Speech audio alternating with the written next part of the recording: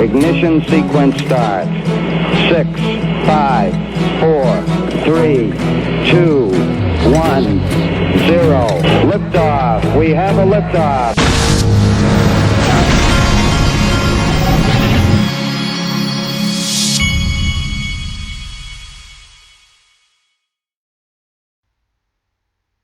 Hey everybody, this is the Digital Asset Investor, and I have been fighting with my computer for the last 30 minutes with the audio, trying to get my earphones to sync up to this computer.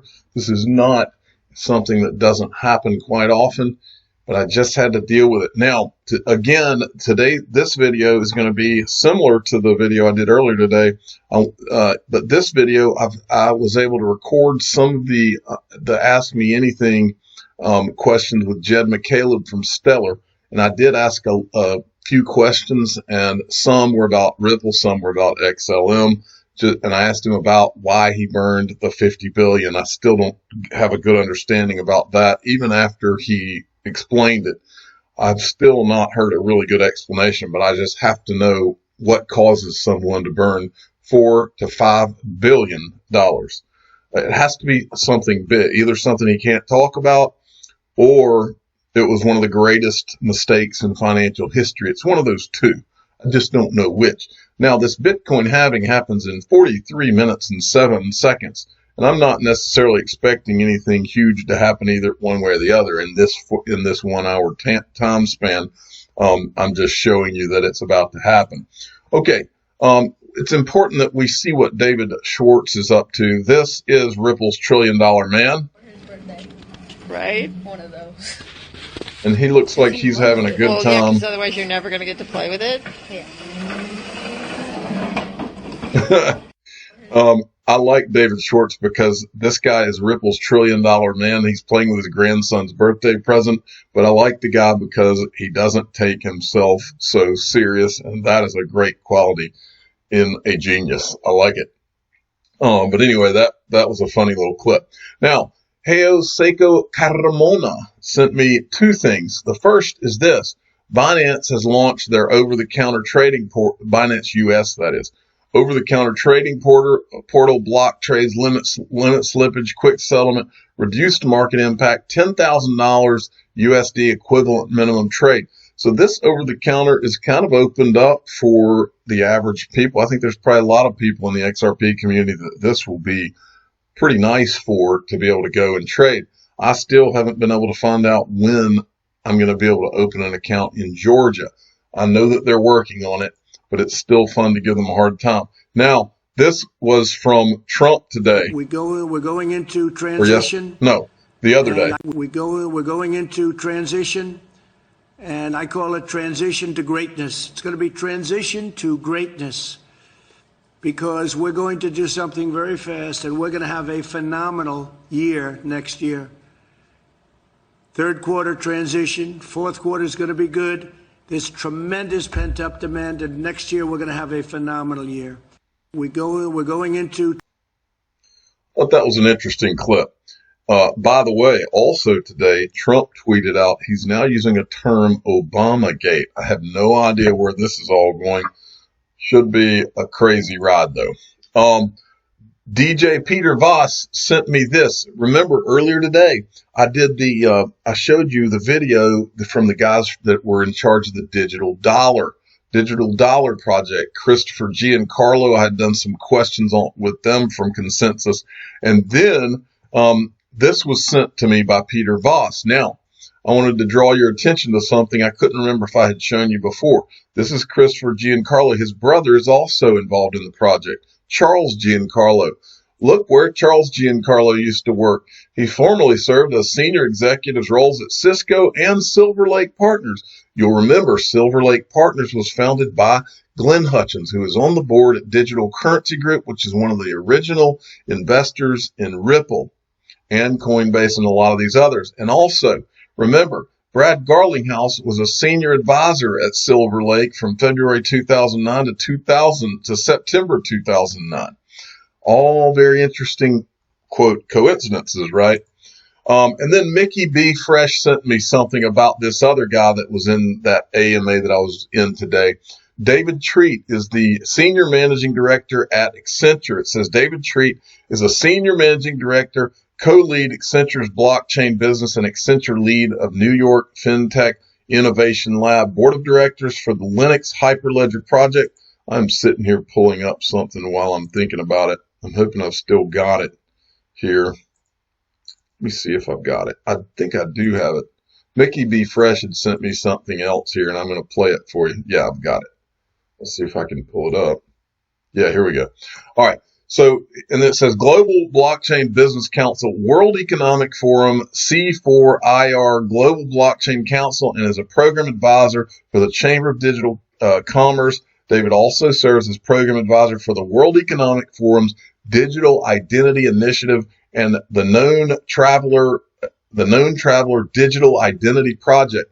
Here's a couple of clips. I'm just going to play the audio that Mickey B. Fresh had sent me. Here's the first one. On the digital dollar conversation, there's one question here regarding the dollar's dominance in the world. This, by the way, this is David Treat being interviewed here. As reserve currency, what would a digital dollar do? Does it automatically mean that it, if it were successful, that we would retain, the U.S. would retain dominance or as reserve currency? Okay, and then here's the second part.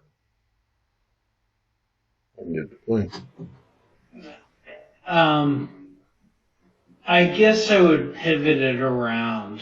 If I were to pivot the question around, and if I looked out way into the future and said, what are the characteristics of the world's reserve of a world reserve currency,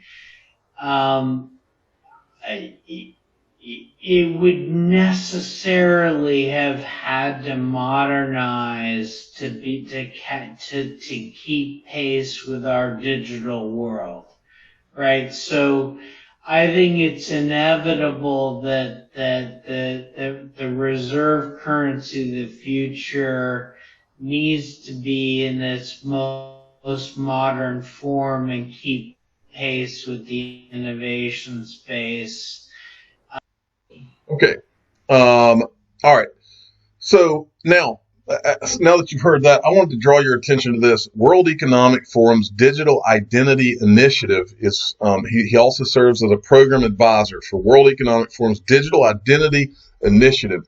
And that, I did a search on that, and it says the known traveler unlocking the potential of digital identity for secure and seamless travel.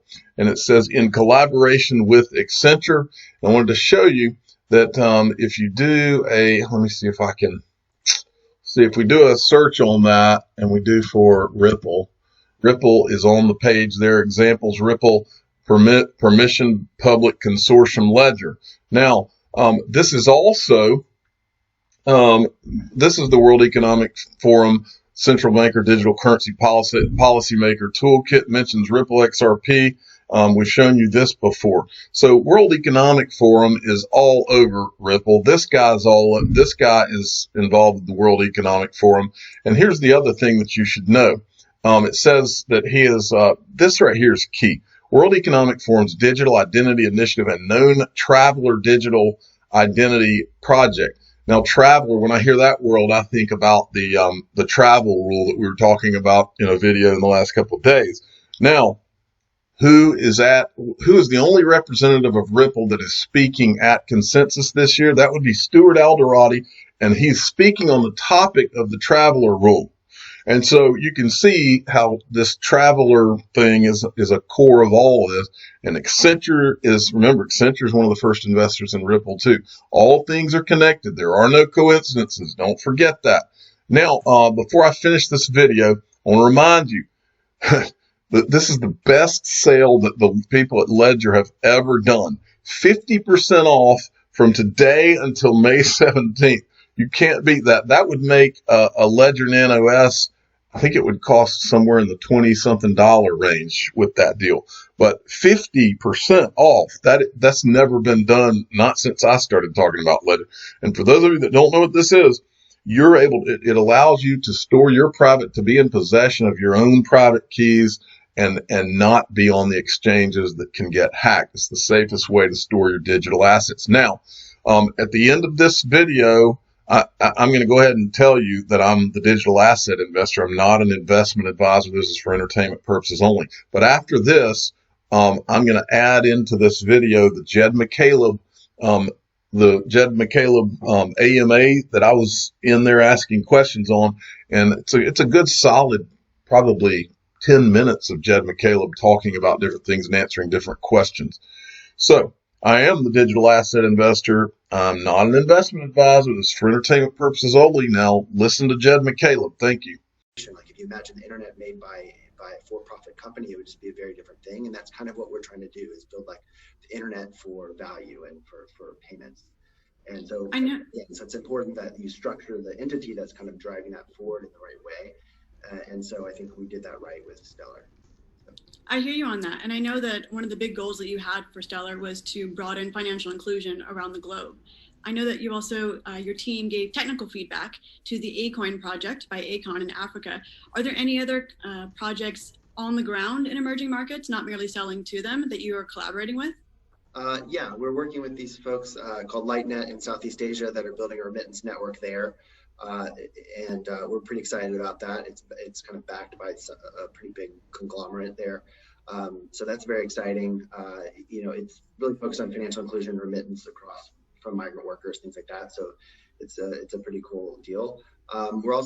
We ourselves are creating a consumer facing mobile wallet for people in Latin America.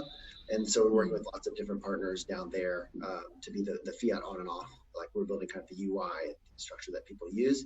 And then to get the money on and off the network, we're working with what we call anchors, which are essentially like stable coin issuers in the way they're referred to in larger crypto world. So. I'm really fascinated by the way that your approach to the Stellar Foundation is unique compared to other projects in the space. For example, the Ethereum Foundation is really proactive about seeking partnerships with organizations like the United Nations. Is the Stellar Foundation also in talks with such governmental or institutional bodies, and why or why not? Yeah, we've talked to different bodies on and off over the years. We're talking to a large one right now that we're pretty excited about. We should know in the next few months whether there's anything comes of that. I mean, a lot of the times with these big organizations, they move very slowly, and it's very easy to get lost and use up a lot of the time. I think though these things are promising, I think that where Stellar is really going to get traction, or any of these cryptocurrencies are really going to get traction, is kind of in more of like via smaller players, by people that are a little more tech forward and have a little bit less to lose and can move a little bit faster, things like that. So that's where we spend most of our time, with kind of like smaller fintech companies, not too small because you still want them to have some like competency and the ability to do things, but there's kind of like this sweet spot between too small and too big, basically. So. Can you think of a specific example and name them that working with them was really productive and cooperative, a smaller team? Sure. Yeah, we've been working with this team, Settle. They're based in Argentina. They're one of the Latin American on and off ramps. They've been great. In Tokens is another example. So, speaking of partnerships, you guys work together with IBM, right, on something related to the world wire payments. Did IBM purchase Stellar tokens as part of that partnership? I don't know if they have or not. They didn't directly from us, but they may have from the markets or something. So. Gotcha. Maybe I want to take a step back and think about the token itself and why it exists. I've definitely heard from people that it is a lot faster and easier to work with, more adaptable than Bitcoin, for example. But why didn't you just make a layered solution for Bitcoin, say like the Lightning Network? Why did you need to make a new token? Well, I mean, I think people kind of lump cryptocurrency into like one big category, but really it's kind of like this base layer technology that you can do lots of different things with. And, so Bitcoin is kind of solving one problem, and Stellar's, its goal was to solve a different problem, right? And so when you're building technology, it's better to build it specifically for the problem you're trying to solve, rather than trying to kludge something onto something else, right? So trying to make something that just like solves everything in one swoop, you'll just end up with this kind of mess that doesn't solve anything, right? So you want to tailor it and make it designed specifically for the thing you're trying to do. And in Stellar's case, that's trying to be this kind of cross-border universal payment network where it's essentially like a communication layer, an adapter between all these different networks and protocols and currencies that so it doesn't matter, you know, if you're at a bank or a mobile money thing, you can still, or you're using one currency or another, these things can all interoperate, right? And that's Stellar's goal, is to make money interoperable, right? Which is different than what Bitcoin or Ethereum or these other things are doing. So that's basically why. So I definitely would love to hear if there's any audience questions. Please at home feel free to ask as well, but I want to make sure I understand that correctly. So Bitcoin's intention is to be global money, and that's a different intention. You were talking about interoperability between payment networks.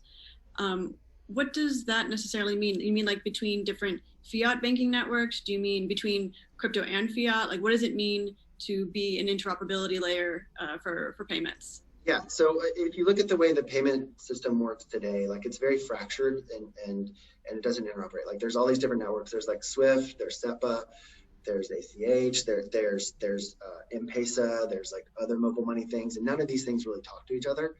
And so the idea is that Stellar is kind of an internet for these things where you know, if you're on one payment network, say you have like a Venmo account, now you can send to somebody that has an M-Pesa account, and these things should work seamlessly through this protocol that we've made, which is Stellar, right? And so, it connects fiat, it also connects crypto, like it connects all these things, right? It should be transparent to the user what way the recipient wants to store their value, right? Like, so if I want dollars and you want pesos, it shouldn't matter. Like I should be able to send money to you easily that way.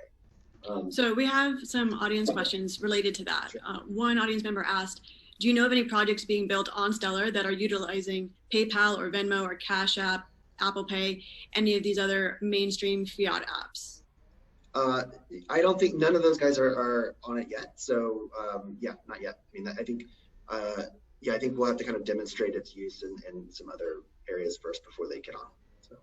So the audience member also followed that up by asking, do you think banks or central banks will create their own tokens on the Stellar network?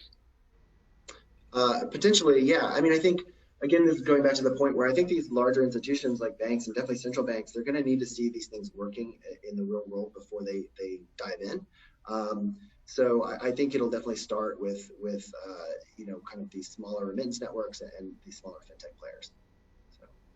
So another audience member asked why you burned 50 billion XLM, so that's Lumen tokens. What was the significance of that? What was the motivation for burning so many? Yeah, so I mean, it's essentially like we kind of looked at the scope of what the Stellar Development Foundation needed to do and like the ways we could use these lumens in a productive way for the network. And we just realized that we had allocated too many in the beginning, right? And this is very hard to predict because you don't know what these things' value will be and like how the market will react. And it just ended up where we just, you know, when we looked at the suite of things that we could do, what we needed to accomplish could be done with much less than what we had in the pool. So it just made sense to just get rid of those rather than try to come up with some convoluted way to use them in the world. So another audience member asked again about the token itself. If you were to start Stellar again today, would you make it differently, or would you still pre-mine? It said 100 billion tokens. I'm not sure if it was that many that was pre-mined.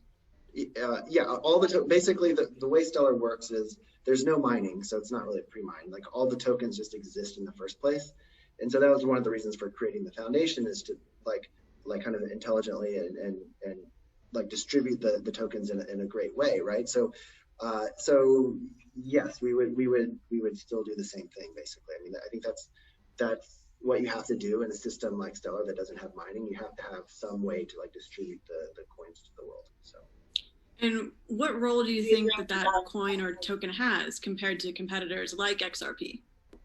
The actual, so what role does the token have? Well, I mean, technically it's used for like a DOS prevention mechanism in the network. I mean, it's for preventing spam. I mean, Stellar is a public network, right? So anybody can submit a transaction, anybody can make an account, and you need some mechanism to limit that, right? You don't want people spinning up a trillion accounts or, you know, sending billions of transactions for no reason and crushing all the servers. So the Lumen is the way that those things are paid for, and that's kind of like it's like a spam prevention mechanism.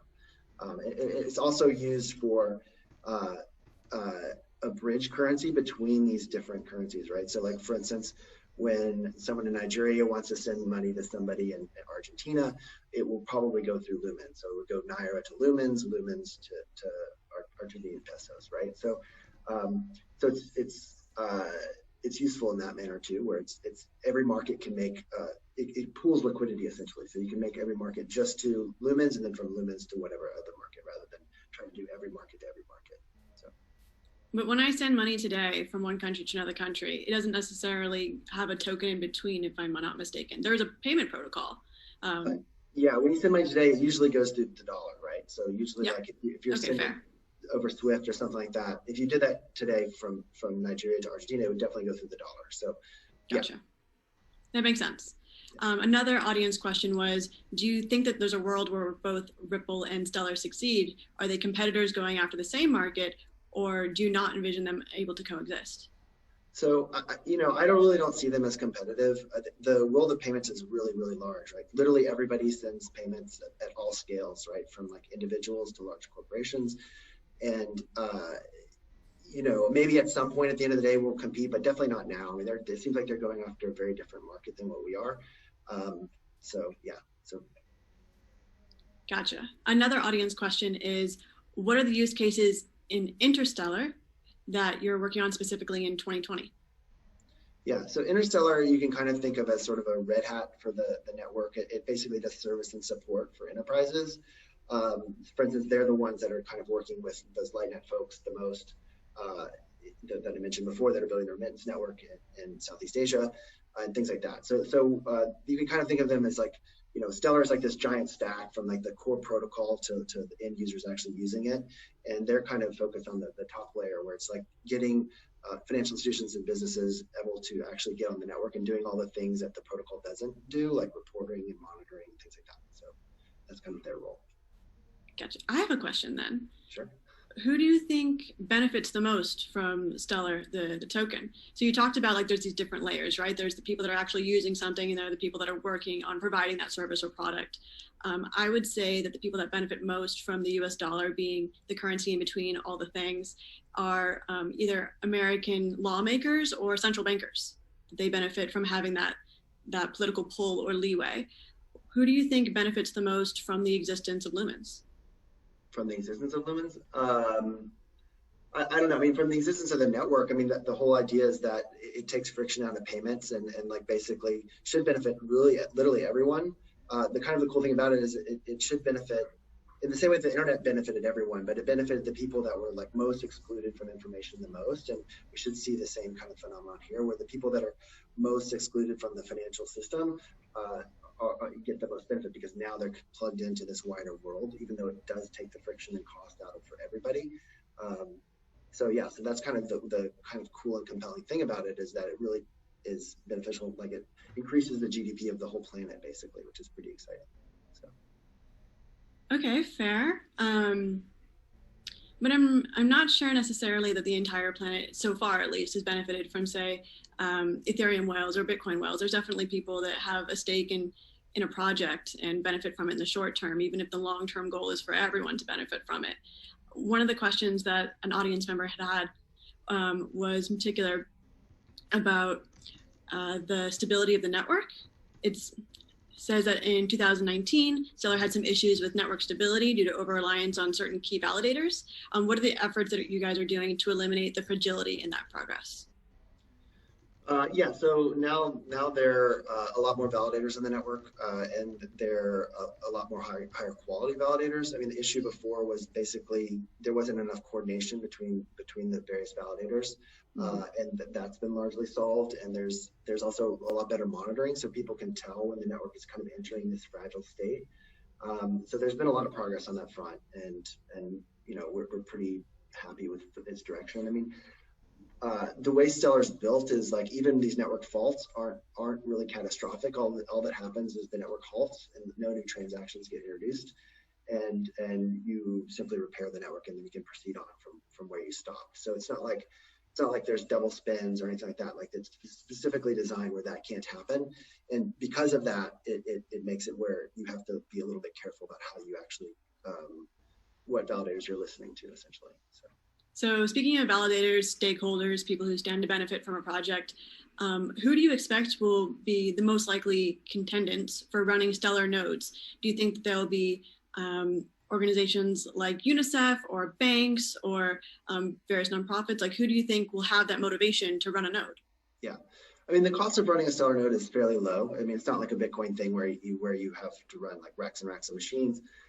So basically, anyone who's using the Stellar network in their day-to-day operations and wants a view of the network without relying on others should run a validator, right? So, you know, a lot of the companies like WireX, Satoshi Pay, IBM, like all these folks are running